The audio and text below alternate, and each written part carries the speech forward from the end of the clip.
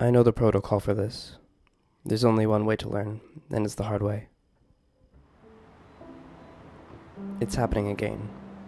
I'm not shocked or scared. I'm just sorry, and I'm trying to work it out in my mind, prepare myself for the inevitable.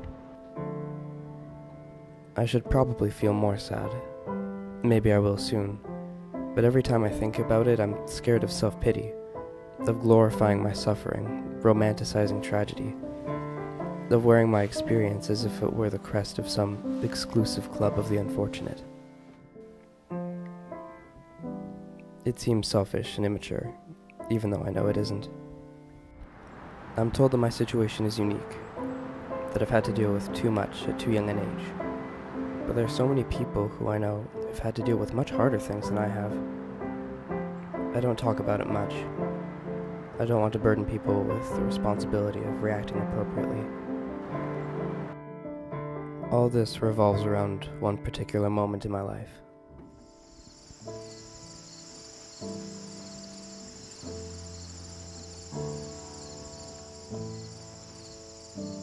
It's strange that the saddest moment of my life should occur in the happiest place I've ever known. I woke up to a scream. Torn between wake and sleep and too tired to think of an explanation, I rolled over in bed and continued sleeping. A few hours later, I woke up again. Lily of the Valley were painted in a pattern on the walls. I remember crying on the staircase, then sitting and staring and daring the sun to burn or the water to flow. All I knew was that it had happened the night before, and he was driving, and it was raining, and it ended through the wall of a church. And I was 7, and he was 17. I got to understand death much more that year.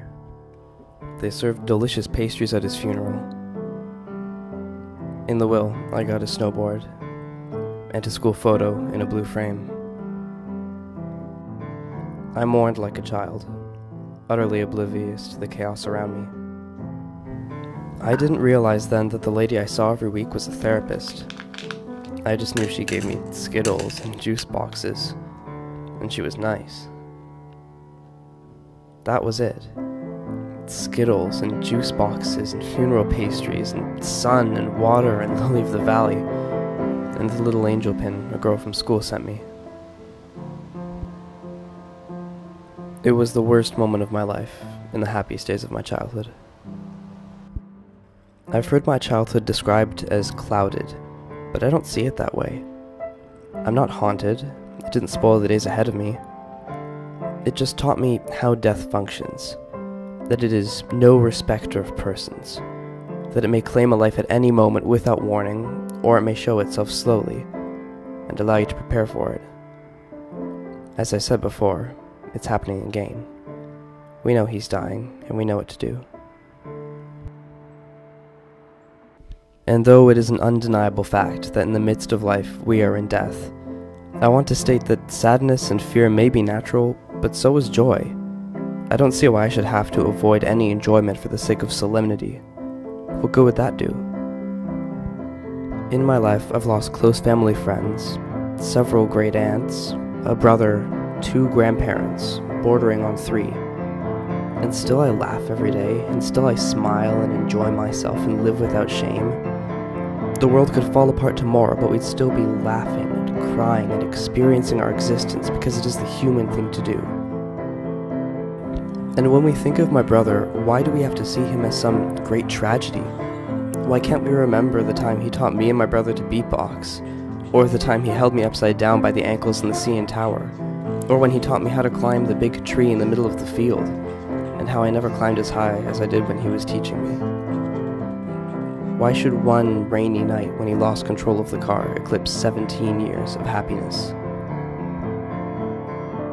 All I'm saying is that no matter what happens, no matter who you've lost, the water will still be flowing, and the sun will still be burning, and there will be summer and green grass, and Skittles, and juice boxes, and pastries, and Lily of the Valley, and death itself can't take that away.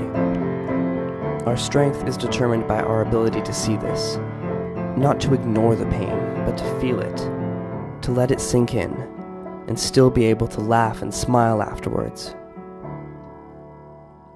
A 7-year-old managed it. He managed it because he had to, because there was no other option.